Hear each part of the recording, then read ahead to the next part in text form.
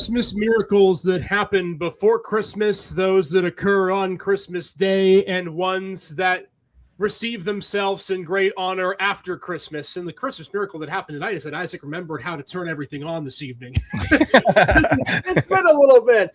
But, man, I'm so excited. It's great to be back in this chair, a chair that I've had to dust off after a few months. Welcome in, everybody. It's our first episode after our fall break and our holiday break here on the Gym City Sports Podcast Network, brought to you by our friends at Rustbelt Investments. We are back. Rested, maybe. Relaxed, healthy, debatable. But damn it, we're ready to go, and we're so excited. Welcome in, everybody. It is Rustbelt Rundown on a Monday, our Gym City Sports Podcast Network, brought to you by our friends at Rustbelt Investments, keeping financial guidance simple. If you want more info, go to their website, www.rustbeltinvestments.com, or you can go to their website and call their phone number during normal business hours at 814-734-3433, 814-734-3433. Wherever you are watching, however you may be with us tonight, we are live in our home studio. Isaac Petcash, Nick Artman, fresh off a holiday Thanksgiving Christmas break. We last saw you in November, Nick. A lot of fun stuff has happened since then. And November and December always go by really, really quickly. But I feel like when we get to this time of year, it's just kind of hold on to your hard hats. I mean, you and I both have kids. We've done this whole Christmas thing with kids for a while, you longer than I have. And, man, I just feel like there are so many crazy moments, but great moments that happen during the holidays that you just kind of catch your breath. And at this point, this I call it purgatory week between Christmas and New Year's. Just try to relax as best you can. And you and I at university campuses luckily get the week off.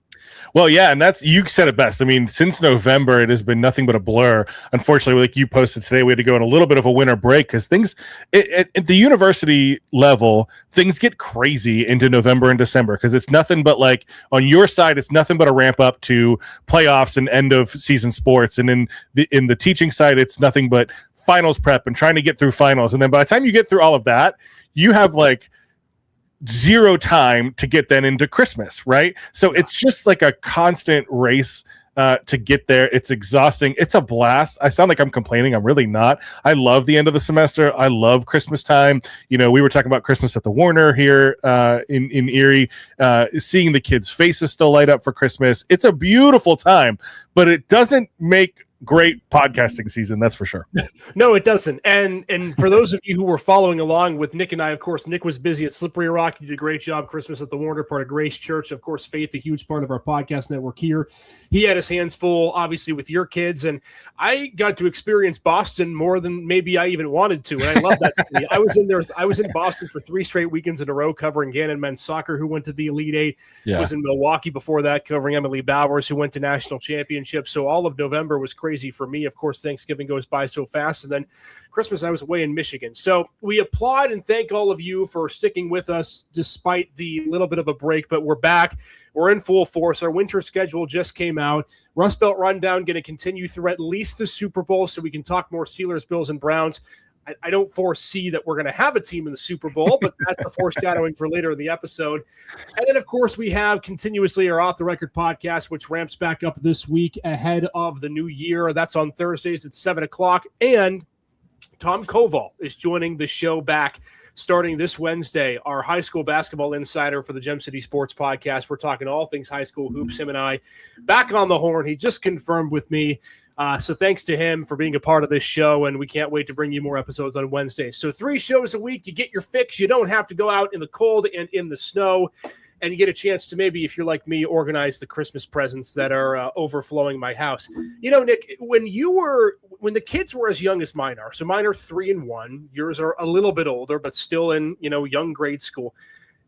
Did you ever sit in your house and just look at what was and think, we should just move? There are, it's Kate will tell you, my wife will tell you this all the time. It is so frustrating.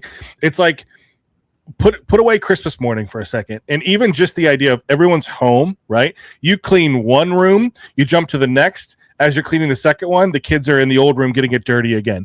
But then take that to Christmas morning, like you said, right? So we get up, we come down with the kids, we all start, we do that, and then we'll eat breakfast. But by the time we get through breakfast, I'm like that stereotypical dad with the trash bag, right? Like, put it in the back. Give me the trash. I want the trash. I want the trash. Give me the trash. Give me the trash. I want to put it away. Don't you put that there? You know. So, but yeah, because if you don't, it just turns into a mess, and you're just between that and then when your kids are that age, like you're saying, the stuff that you get. The toys and the games and this and that, it comes crazy. Yeah, it's easy to look at it and go, you know what?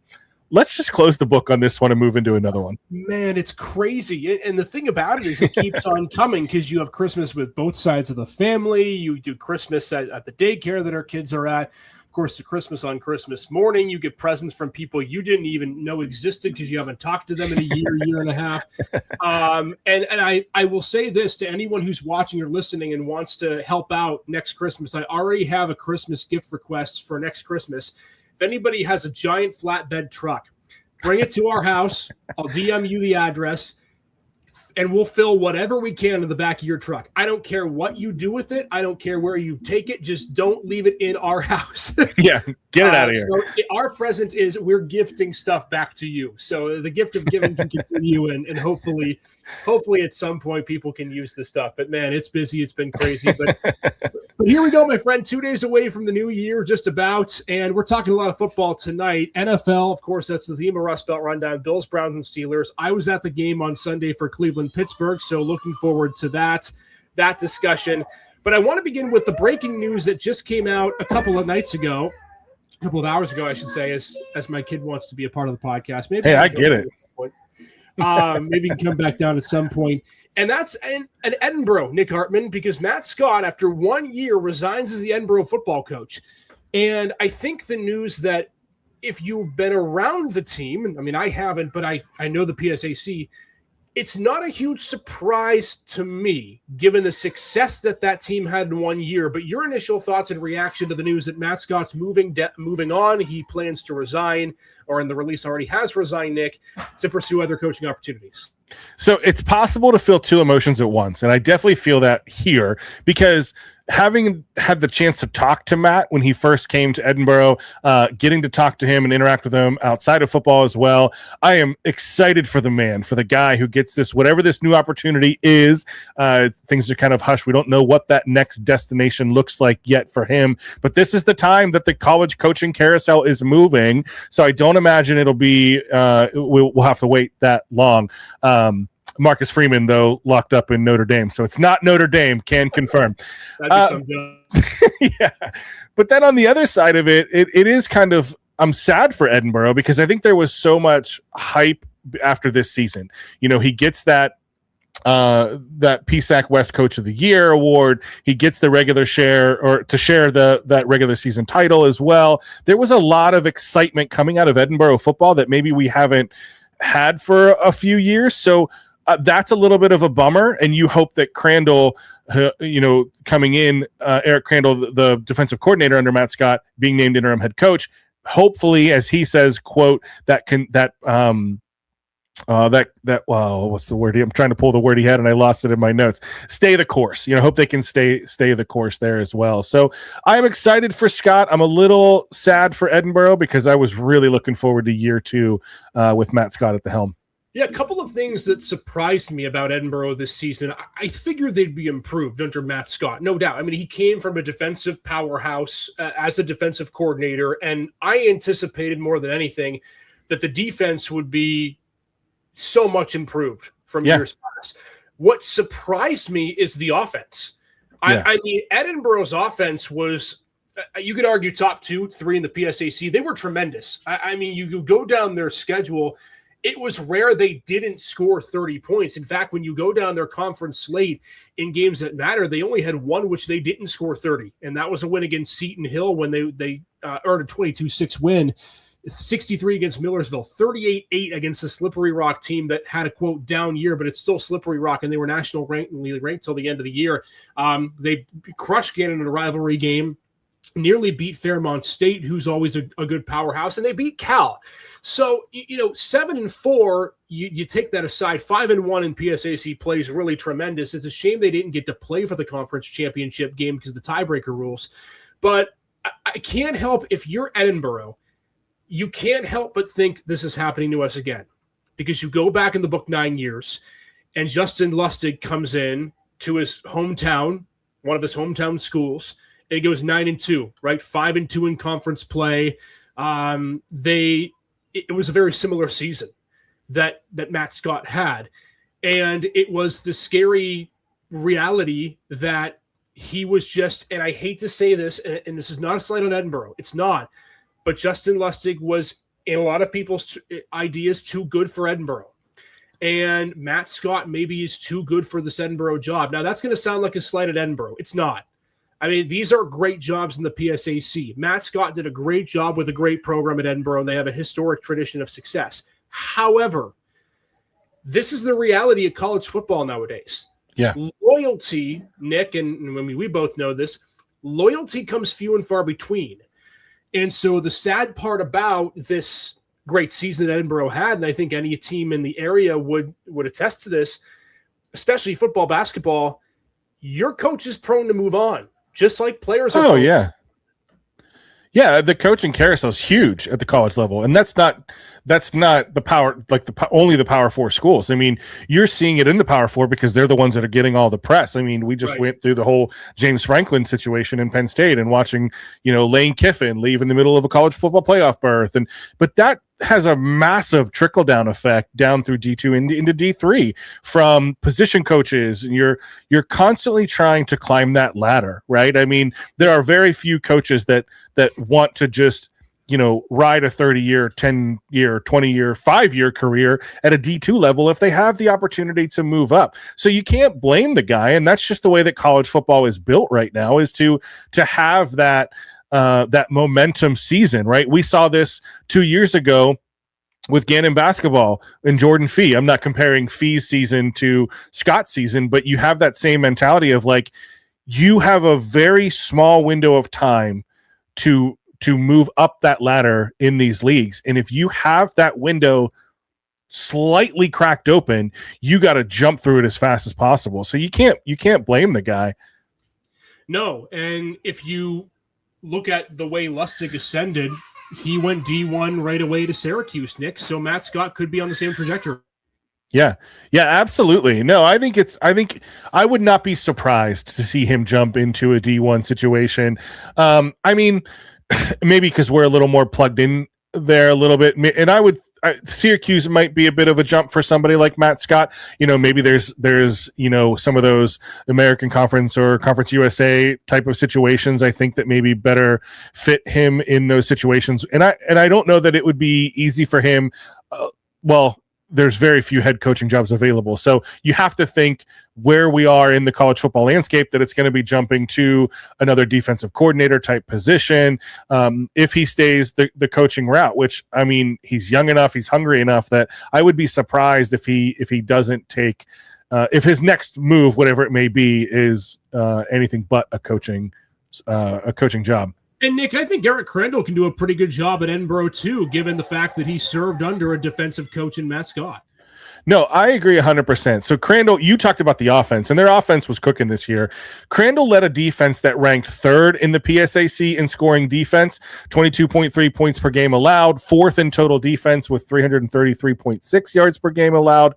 That's a good season in your first year. And let's not even talk about that they had this success in their first year, Scott and Crandall, in a world where we talk about the coaching carousel, and you alluded to this a little bit ago, you also have the player carousel of jumping into the portal and moving into this play and that play. So I would imagine, and this would be my first question to somebody like that, is how hard is it to recruit to a place like Edinburgh, Gannon, Slippery Rock in your first year, because it is a D2 program in the PSAC. So they had to overcome a lot coming into this year, and I think that's why, if Scott is jumping to a higher position or a higher conference, it's because they were able to have that success on the first year with a low budget NIL situation. And Crandall, like you said, is not absent of that too. Hired as the DC linebackers coach, but before then he's got experience. He spent 8 years at New Haven with Scott as the linebackers coach and 7 years as a special teams coordinator. So Crandall coming in, I think this is one of those situations where, the quote was standards haven't changed, stay the course, new heights in 2026. I absolutely believe that because Crandall was on that same sort of trajectory as Matt Scott. So I don't think this interim title is going to be interim for very long. Well, what it says about Edinburgh, and this is if people were taken aback by my comments about Matt Scott too good for Edinburgh. Again, I didn't mean it that way, but the fact that Eric Crandall is staying, at least it appears that way, shows that Edinburgh is a team that he believes can be a powerhouse in Division II. And because in a lot of situations like that, Nick, you see, okay, a head coach leaves, a guy who's been with him through and through, and Matt Scott goes with him.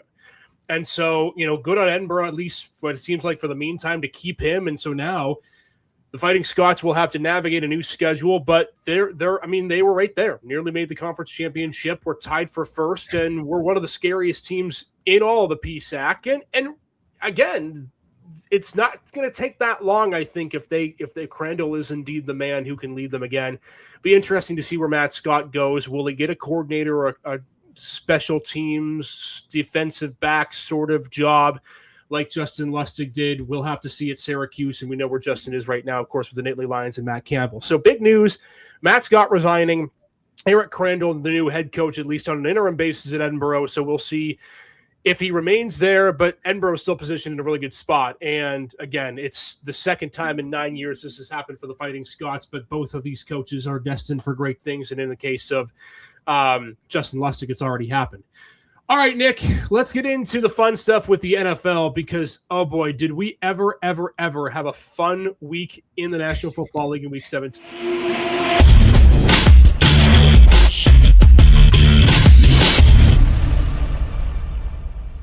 I thought it would be a nice Christmas present for my brother and I, who's a Browns fan, to get tickets last minute, albeit, to Browns Steelers on Sunday. What a waste of money that was. Being out in the cold, dealing with the swirling winds and the rain, and at times it felt like snow. I don't need to read the result. Everyone knows what happened because everyone was watching the football game. Let's dive right into it, Nick. I've got some overreactions coming up in just a bit. I've got my Week 18 NFL predictions coming up in just a bit, but I want to start with – we normally start with winners on this show, but we have to start with the loser here. Just watching that game yesterday, two things popped out to me, and it was a thought followed by a contradiction of my own thought. And the first thought I had was, man, Pittsburgh misses DK. Oh, 100%. Easy call, right? I mean, at least 5 or 6 throws in the game that could have been to DK, outside fade routes. There was a fourth down throw into the end zone that was incomplete. The one that wasn't at the end of the game, the one before that to MVS in the third quarter. Of course, the one at the end of the game that was incomplete to MVS. And so I thought, all right, Pittsburgh misses DK. He's a huge part of why they're not winning this game. And then as we went through the game, my mind shifted and I thought, yeah, it's not about one player, Isaac. This is a coaching mismanagement of the game. I thought, Nick, that Myles Garrett's comment at the end of the game were 1,000% true. Pittsburgh had a game plan yesterday that was specifically designed, come hell or high water, to not let Myles Garrett get that sack record. And what they sacrificed, in my opinion, based on what I saw from the mezzanine level of Huntington Bank Field, was the fact that the tight ends didn't get involved, the receivers did not get open because they didn't have time to, and Pittsburgh very early in the game signaled to Cleveland that all the Browns had to do was stack the box. Just stack the box and play press coverage, and you're going to win the football game. And I don't understand for the life of me how you cannot change strategy against a Browns team that clearly was just content to sit at the line of scrimmage and do nothing but play press man coverage. It's a disgusting effort from Pittsburgh, and I want to get your thoughts because I don't understand how you play that bad for 60 minutes against a team that is nowhere near the level that you should be. Yeah, I think you're half right. And I think the Steelers do this every year, right? There's always that 1 or 2 games where they go into a lower seeded team and they end up losing a game they shouldn't lose. And that happens every year. I heard a stat. It was something crazy. I meant to write it down and I couldn't find it. Something in like the last 5 games against teams with 8 more losses than wins, they're 0-4-1. Yes. Yeah. That's insane to me, right? That's coaching, right? So I agree with you there. The Garrett thing, I thought the same thing. Like when Garrett said that post game, I'm like, he's absolutely right. Like, but then I thought, you're going to do that anyway. Like you're going to game plan against Myles Garrett. Maybe you were thinking about it a little more because of the sack record or not. Whatever, that's fine. But I think at the end of the day, even if they wanted to change the scheme, Isaac, I don't think they couldn't. They don't have the players on offense to change the scheme, even if they wanted to. And then whenever Darnell Washington goes down with a broken arm, then you've lost your tush push, and then you're not able to do the fourth down conversions. That hurt them a couple times. Game is on the line. You're throwing a fade pass to your best possible player, right? The Steelers choose Marquez Valdez-Scantling. That tells you everything you need to know. So I think you're half right. I do put a little of this on the coaching because this happens all the time. But I don't think the point that I'm trying to make is this offense is bad. They are bad. And you knew that with DK, but now without DK Metcalf, there is a glaring hole at the receiving position. And I don't know what they're going to do coming into Baltimore next year next week because they're going to have to put up points. And they can't. They are not built for this. Okay, but here's what I don't understand. This is why I understand what you're getting at, but I don't think you're right. The last 3 games are a microcosm of what this team can be when their offense is rolling. They can run the football. I mean, I looked at my brother yesterday who was sitting to my right, and I went, how is Kenneth Gainwell not getting more touches? Why is Jason Warring not being involved in the passing game? If you're going to run these short, quick check down passes that are bubble screens, wheel route, things that are, hook and curls, things like that, the last 3 weeks have indicated that you can run the football and your offensive line, while probably not in the top 10, is good enough to be able to get you 3 to 4 yards a carry. And they refused to do it. They absolutely refused to run the football as they should have. And, this is my opinion on Myles Garrett. He, again, best defensive player in football, in my opinion. But he can't run. He cannot stop the run. He is one of the worst run defenders I have ever seen in my entire life. There were 4 times in the game specifically, Nick, and sometimes I use my news eye where I'm watching the player, not the play.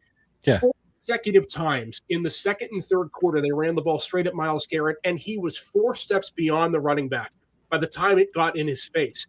He's a pass rusher. And so you look at that Browns defensive line, they've got a good front 7. They've got a great defense. They're not that good that they will stifle you to 2 yards a carry every single time. I agree. If you don't trust your passing game because you think Myles is going to get to you, why the hell aren't you running the football more? And I can't understand for the life of me, the last 3 weeks they've schemed Gainwell open so well. Jaylen Warren's been able to run the ball downhill. They just didn't do it. They were more interested in doing jet sweeps to Jonnu Smith in the backfield than they were giving the ball to their running backs and making that happen. So my frustration, and I think I disagree with you, is I'm not saying the offense is incredible. They've had plenty of duds. But if DK Metcalf is the sole reason that you can scheme guys open and get the ball and run the football well, what are we doing? I can't for the life of me understand how they could not run the football yesterday, albeit against, I think, a decent Browns front 7. See, I think what happened was they got down, and I think it's a tale of 2 halves, right? I would be interested. I should have known you were going this direction and pulled it up ahead of time, because I would bet that up until the fourth quarter that they were running the ball over and over and over again. I mean, Warren was effective. He had 64, he was 5.3 a carry, just couldn't get into the end zone. Connor Hayward, I don't even know why, what we're doing there. But you're right. Gainwell was a little inefficient, 3.7, 3 yards in a cloud of dust, as Paul would always say. So, I agree that they were running the ball. But when you look at, I pulled up the drive chart for the last drive, and okay, so they turn over on downs, pass.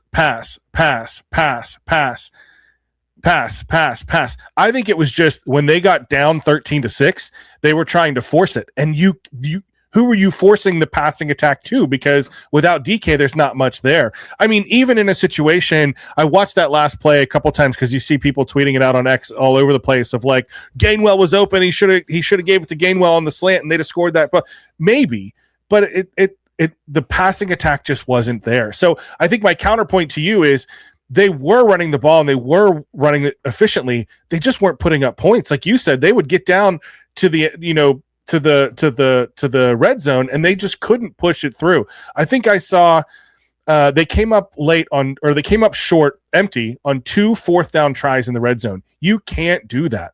They weren't explosive. They're running the ball. Rodgers was 21 for 39 for 168. And they just went into the Browns defense, like you said, basically said, you're not crossing the goal line today. And they showed that. Run the ball. They'd get all the way down to the red zone. They had great turnovers. Shador had 2 interceptions, and they didn't have the offensive firepower to overcome. So you get to the red zone, you stack the box with that stout front 7 like you talked about, and it didn't matter what they did. They were saying, okay, you're going to have to pass to get this to get points, and they didn't have anyone to pass to. Worst part about the entirety of that second half was the 3 straight drives in the fourth quarter where they either went 3 and out or they gained 1 first down and went 3 and out, and that's with great field position. You mentioned the interception by Shador. Pittsburgh gets 1 first down and then they go absolutely nowhere. They miss a field goal before that. They go 3 and out the drive after when they had the ball at the 41 after a nice Scotty Miller punt return. Yep. These are the sort of games that the Mike Tomlin should be fired crowd are justified on. Yes. Because you cannot lose these games. You just absolutely cannot. And I don't even think you give kudos to Cleveland because they didn't have to do much. No. They scored 10 points in the first 2 drives, Nick, and did not score again essentially the rest of the game because they were gifted the field goal at the end of the game when Pittsburgh turned it over on 4th out of the 20. So it's just listen, if you're a Steeler fan, it's frustrating, Nick. Shador had a QBR of 37.3. Horrendous. Okay. 186, 2 interceptions. Terrible. Dylan Sampson, their leading rusher, 2.5 a carry. Raheem Sanders, who looks like a bulldozer, still was only at 2.6 a carry. They could not get anything going on offense. It was like watching 2 peewee football teams out there, offensive teams, trying to move the ball. And it was just, okay, which defend is going to bend more? And in this case, it was Pittsburgh. All right, so do you care if I do a couple of overreaction topics on this game? No, but real quick before you do that, let me just ask you this. Sure. Do you trust this offense to go against Baltimore at home to win the division? Well, it's not the offense that concerns me. I mean, I think Derrick Henry's going to go for about 350 yards on Sunday night. But to answer your question with the offense, if that's the blueprint, no chance. I think Bill Cowher, a former head coach on the CBS postgame show, put it really, really well. If I'm Pittsburgh offensively, there's one option to win and one option to win only. You run the ball and throw it to your tight ends. There should be four total players that touch the ball on offense besides the Q. Gainwell, Warren, Jonnu Smith, Pat Freiermuth. No one else touched the football. I don't understand why you're not putting Freiermuth in the slot and just letting him wreak havoc. You know what I mean? He consistently is, outside of DK Metcalf, your best receiving threat. And you saw that in the fourth quarter, those 2 long passes right to him. And instead, like you said earlier, they just want to dink and dunk with Darnell Washington and Jonnu Smith. It makes no sense. I agree, 100%. And that's where I think if and when, because I'm going to predict, spoiler alert, in Wednesday's episode that they are losing on Sunday, and I'm not sure there's anybody in the world that thinks they're winning the game. Baltimore's a 4-point favorite, which is really 7 because the home team normally gets 3.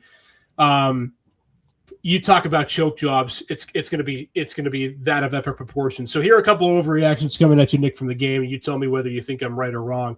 This one might just be a heart one. It might just be I'm sick and tired of this whole losing to teams that are terrible sort of a thing. But really when the Steelers lose to Baltimore on Sunday night, Mike Tomlin should be fired Monday morning. It's over. Like this is an absolute joke of a choke job. Yeah, it's tough, man. It's so hard because I run the gamut with this as a Steelers fan too, because I'm like, okay, well, what are you going to do? You know, who's out there? Brian Flores is probably going to be a hot commodity this offseason. I hate to see the Steelers fire him. I think what is more likely to happen is that he is going to move to a new direction. He's either going to choose to resign, go work in TV or something else. I just think it's hard when you say fire Tomlin, because I do think he's a good coach, but I think it's just like the Penn State James Franklin situation. I think it's just like the Philadelphia Eagles Andy Reid situation. You have to shake something up at this point. You have to move some things around. You have to go. So no, I agree. I think that the best position for the Steelers, whichever way they want to do, fire, resign, whatever it might be, I think the best position they can put themselves in is to move on from Mike Tomlin at the end of this year. Yeah. I mean, I just think the game ultimately comes down, in my opinion, and I could be wrong, it comes down to coaching. I mean, DK Metcalf is a big part of the game. I understand that. But the fact that you are throwing fade routes on 4th and 1 when you have a running game that has been tremendous the last 3 weeks, a la the one in the third quarter that was incomplete on 4th down, you clearly don't trust anyone to be able to make plays. Although the defense pitched nearly a shutout the last 50 minutes, how are you giving up 2 consecutive scoring drives at the beginning of the game? It just doesn't make any lick of sense. I thought Cleveland did Pittsburgh a favor by winning the toss and taking the football. Clearly they knew something that we did not, because that ended up being a genius decision by Kevin Stefanski, who may have just saved his job for another year after last night. We'll get to the Browns in a second. But, I think it's over, especially if Pittsburgh doesn't win on Sunday night, and I don't think anyone thinks they're going to. Let's talk Cleveland for a second with this overreaction, Nick, because another conversation I had with my brother that I've been harping on for a little while, but no one's really gotten to hear it because we haven't shown a little bit, is Myles Garrett didn't get the sack record. But, man, the guy wreaks havoc. Watching him in person is so different than watching him on TV, because you get to watch the offense specifically planning against one guy. So I think he didn't get the sack record yesterday, but I'm going to throw this at you, Nick. Come hell or high water, Myles Garrett needs to get the sack record on Sunday. Why? Because it would dramatically improve his already high trade stock that Cleveland will definitely consider in the offseason. Oh man, I was like, you had me going one way, and then you throw in the second part of this, and you pushed me in the other direction.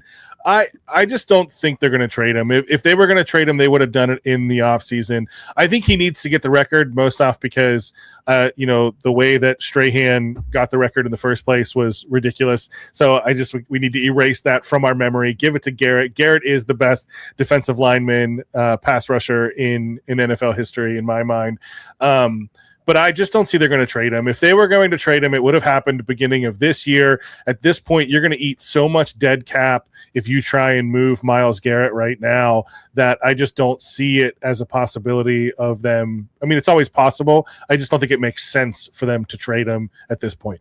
Well, I think the idea that I have is you trade him with the intention that the opposing team or your trade partner takes his full salary. I think that has to be the idea. And even if that is a contingency, you're going to get at least 2 firsts, maybe 3, and I would think a pretty darn good roster player, because we're talking the best defensive player in football. And for a team that's a contender, Nick, I think the advantage that is this year compared to last year, maybe part of the reason why they didn't trade him, to play devil's advocate, is now he has a contract. So you have him under contract for a few more years, whereas last year, if you're a contender looking to trade for him, you're going for a 1-year rental. So I'll be interested to see what Cleveland does, but I think personally, if you're the Browns, you can get the mother load for this guy, then you should absolutely go for it, because this defense, here's the thing, this defense, even without Myles, is still pretty good. Like Schweschinger in the middle, who's going to win the Defensive Rookie of the Year award. I think Denzel Ward can continue to be good on the back end. Mason Graham had a couple of great plays in that game yesterday as a rookie. Nick, I'm not saying Cleveland doesn't need Myles, but I don't think they'd be lost without him, is what I'm getting at. No, I don't think so either. And I mean, if you're going to trade him, you're already committing to a rebuild. Do I want to rebuild with Kevin Stefanski? No, probably not. But I was digging around as you were going off there too. And if they trade him prior to June 1st, before the new league year starts, it's going to be a $36.2 million in dead cap. But if it's a post June 1st trade, according to CBS Sports, it's only going to be about $15.7 million, which is a lot. But I mean, teams have overcome that, especially if you're getting multiple first-round picks and a young player. The other tricky thing will be, it looks like Garrett has a no trade clause. So I think there's a lot of stuff in play. I think looking at the state of the AFC and the AFC North, I don't they are not in a retool situation. I think they should have traded Garrett the first time. I thought signing him to an extension was stupid. It was just to put butts in seats for a team that was suffering. And I just think that I think they should. I don't think they will. Yeah, I mean, and even at $36 million, if you're telling me you can get 3 firsts around draft night and a substantial roster player coming back the other way, I think that that's something that you have to at least consider if you're Cleveland. But it's a lose-lose for everybody yesterday. Pittsburgh doesn't win the division. Cleveland does not improve their draft stock. They drop all the way to 6th in the draft, and Garrett doesn't get the sack record. So Browns fans went home happy yesterday, but as you're going to hear in my headline in a few minutes from now, I think it's more of a sugar rush than it is a continuous high for this Cleveland team. All right, Nick, let's move on, but not before we touch on our great sponsor who's been a part of our network through and through, Rebich Investments, keeping financial guidance simple. Todd Rebich and the crew does a tremendous job making sure your financial situation is in a perfect spot. If you want more information, go to their website, www.rebichinvestments.com, or simply call their phone number during normal business hours at 814-734-3433. All right, Buffalo Bills, Nick Hartman. For those of you who stayed up to watch the game and didn't mellow in sadness if you bleed black and gold, I'll tell you what, I felt cold and drenched just watching that football game. I don't know how the heck fans stayed out in the tundra for that. And isn't it ironic that the whole Buffalo contingent that didn't want a dome in their stadium, in their new stadium, gets treated to a complete monsoon in their final home game at the old Highmark Stadium? I find that kind of funny and a little bit of a parody here. Let's talk the game last night, Nick. I will say this. I'm a little scared. In fact, I'm a lot scared for Buffalo. I understand Philadelphia is a good team, but Josh Allen just doesn't look right. Maybe it's the injury. I don't think it's the injury of the foot. I think it's more so the fact that he's had to carry the team on his back. But this looks like a man that would be the epitome of the meme of the person that has weights on their back, because he just looks literally defeated. Yeah. Am I wrong with that? No, you're not wrong in that. Listen, if anybody is tuning in and listen to the show in the fall, you're only further confirming what I've been saying since week 1. This Bills team is overrated. They are not built for a playoff run. And the only reason they are making a playoff run is because half the AFC is already injured and out. The Colts injured their way out. The Bengals need a defense. The Chiefs injured their way out. Like, that's the only reason as of right now they are the 7th seed. So no, outside of Allen, who every year has had to be Superman, there's not much going on offense or defense. And I get they've had some injuries, and yes, Allen played through the foot issue, and he still had a great stat line, 23 of 35, 262, 2 rushing touchdowns, but the Bills beat themselves. You know, they miss easy plays. Their defense is not stepping up where they should, you know, and Allen missed a wide open Shakir for there at the end of for the 2-point conversion. Yeah.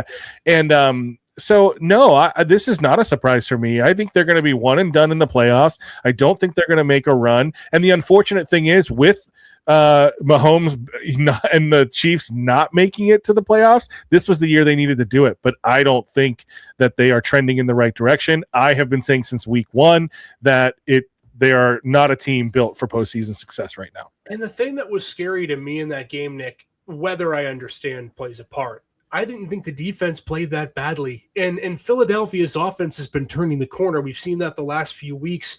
But I see Matt Milano starting to get back into the thick of things, making plays. Joey Bosa had a couple of nice plays off the edge. But it feels like they should be getting better. And I know they're an 11-win team, but to your point, it doesn't feel like that. And for me, the most egregious thing, whatever the Keon Coleman situation is, I don't know. But clearly he is not performing off the field to the likeness of Sean McDermott that has benched him essentially throughout the second half of the season. But when I watch Josh Allen in that last 2-point conversion, and I know he's going to beat himself up over it. The guy's Superman. He hasn't lost a beat. But when you make those little mistakes that Josh Allen is capable of making, and he really made 3 bad mistakes in the game, right? The forward pass that wasn't a forward pass, it was a fumble that resulted in an Eagles touchdown. a few plays later. He took a sack from like the 27-yard line that knocked him back out of field goal range, and the missed throw. Buffalo had a good enough team around him the last 4 or 5 seasons that those errors didn't really hurt the team down the stretch. Yep. They do now. Yeah. And so Josh Allen has to literally play perfect if Buffalo wants to win games. And, you know, I'm going to get to the playoff situation in a bit, Nick, because you touched on something that I want to get into in my Week 18 headlines. But, I mean, this has to be the most frustrating part for this Bills team because everyone's out of the way. But it just doesn't – it's going to be a one and done. It seems like you hit on it. I had that question in my tab for tonight. Sorry, I buried the lead there. I should have sat on it because I knew where you were going. But I think it's just the easiest way to explain where this team is at right now. And you're right. I mean, you talk about Pittsburgh, you know, and their offensive woes. Outside of James Cook, it's really been the same way in Buffalo. The passing attack has not been working. Keon Coleman, I had such high hopes going into this year, and that's not panning out. But more importantly, Josh Allen is in the top 5 in taking sacks. He took 40 sacks this year.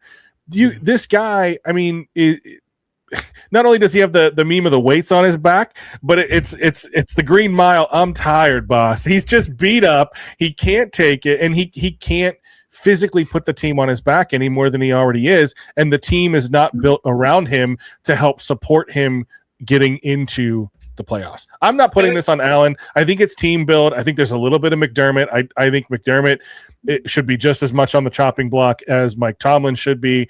And I just think that they're just not built to make a deep postseason run this year. And a lot of those sacks, to be fair, are on Josh for keeping the ball too long. And there have been people out there, and this is where I'm going with this. I'm not saying that it's completely his fault. What I'm saying is that in early years, he was prone to making these crazy, ridiculous mistakes. And I think you've seen a little bit more of that this season. But I don't think this time around it's because he doesn't know what he's doing. It's because he knows what he has around him. Yeah. And so, you know, you're gonna play the Jets in Week 18. You're gonna win. You're gonna be a 12-win team.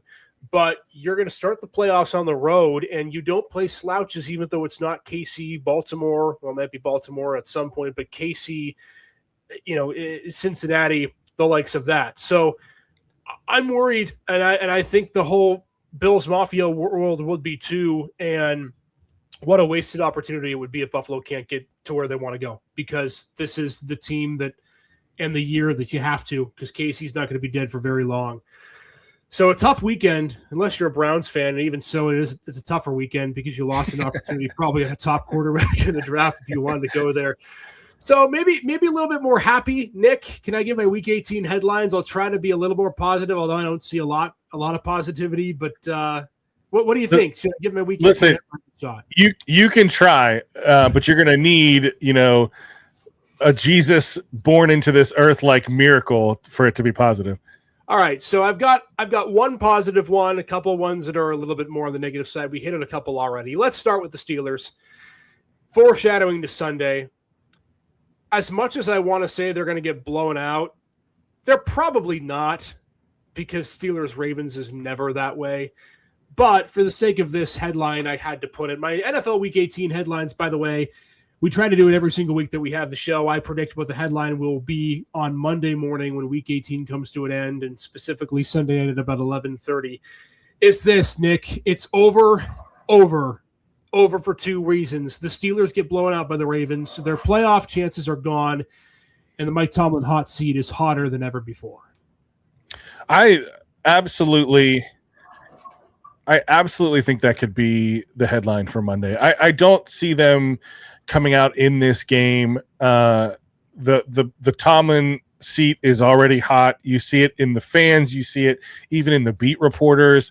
I just think they need to hit that reset button. It's just one of those situations. But I think Tomlin has earned the opportunity to decide when he wants to go. So I think that's what it's going to take is him, you know, choosing like a Bill Cowher to step down and say, hey, I'm going to CBS. I'm going to ESPN. I don't know that he'll go coach another team. I don't know that he's got that in him.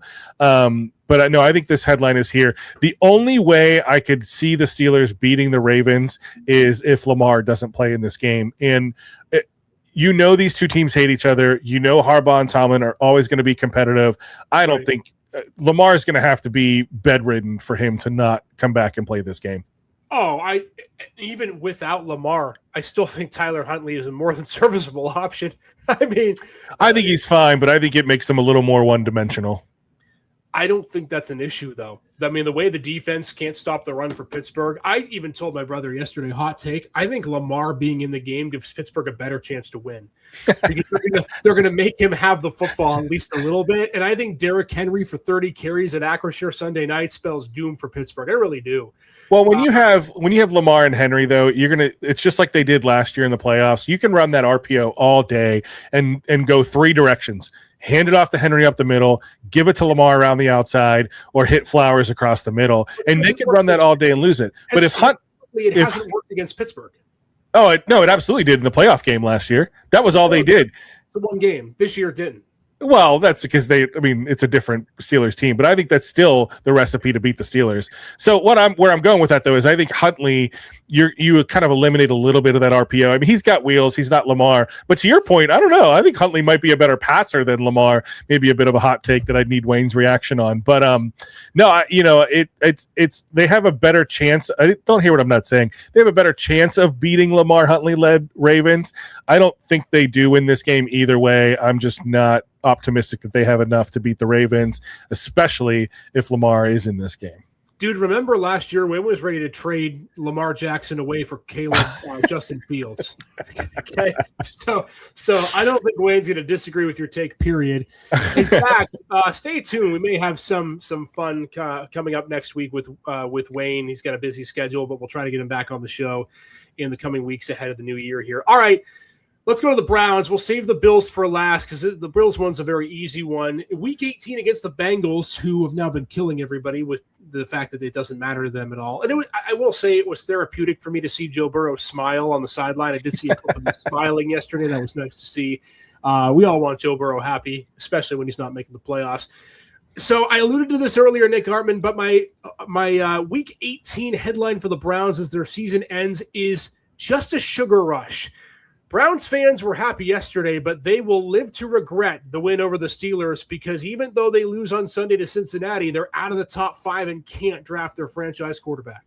Yeah, I absolutely think this is it. I mean, they love to beat the Steelers, and it's great. You get to beat your rivalry team, but I do think they'll regret that.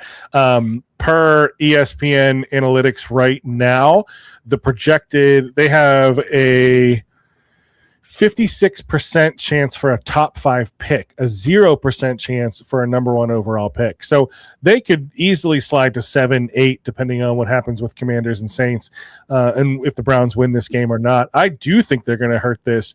Paul sent me over some notes on. He was doing some prep for the TDP, and he was saying top 20 players to watch for in the college football player semifinals.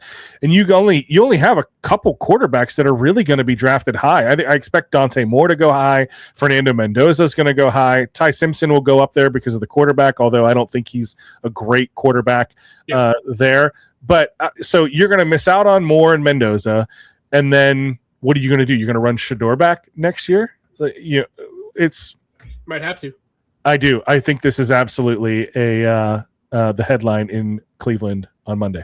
All right. So we'll try to end on a positive note, Nick, because I've been pretty negative in this show today. But let's go to the Bills. I'm scared, but I don't think it's over yet because I think the headline after Week 18 is going to be this for Buffalo. It's going to read surprisingly simple because the Buffalo Bills are going to look up. They're going to lick their wounds after their loss to Philadelphia and see the most plausible path to the Super Bowl that they have seen in Josh Allen's tenure, because they're going to get Jacksonville week 1 of the postseason, a winnable game in my opinion. The Jags are playing well. And then you look at the teams that are above them in the standings. They know they can beat New England. They already have. Baltimore, Pittsburgh, they've beaten both of those teams. They would host any of the other wild cards in the form of Houston or that. And Denver's still, I think, a year or two away.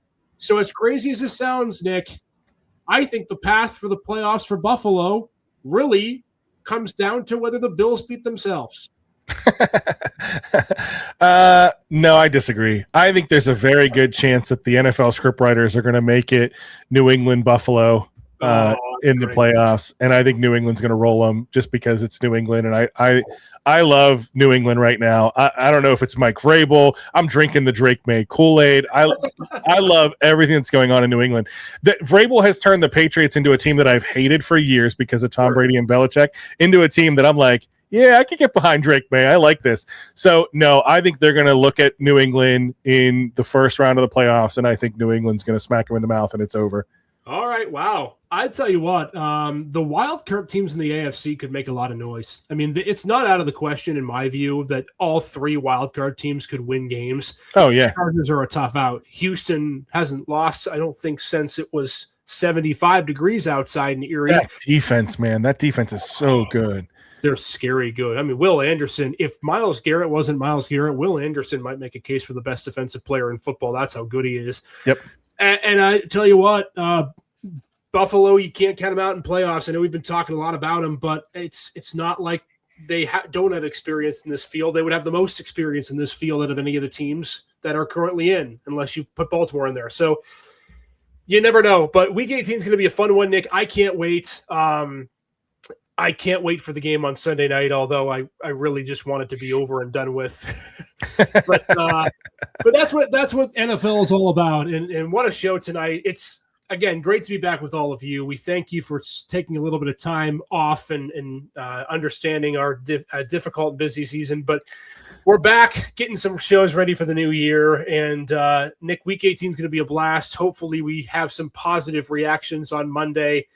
You're going to be happy no matter what because you're going to where the sun shines. Listen, I'm going to the happiest place on earth, my friend. I will be out of town. The Steelers can lose, and I will be hanging out with Mickey Mouse. I could care less what happens in that Steelers game. It don't matter. Hey, depending on how the playoffs shake out, you could extend your vacation an extra day and go see Jags Bills in Jacksonville. That's not a bad idea. I may take a road trip up to there. Let's say it might be a little bit warmer than what you get in the Steel City or in Baltimore. Hey, that's it for us tonight. Our show, of course, always sponsored by Rebich Investments, keeping financial guidance simple. Our next show is Wednesday at 8 o'clock. Tom Koval and I teaming up for the first time this year. We're talking high school basketball, some girls teams that are performing very well, and is prep on a collision course for a potential state championship game. That's all coming up starting on Wednesday at 8 o'clock. Watch the show right back here on the Gem City Sports Podcast Network. Nick and I are done for the night. Enjoy the rest of your week. See you back here on Wednesday, and thanks for being a part of our show each and every single day.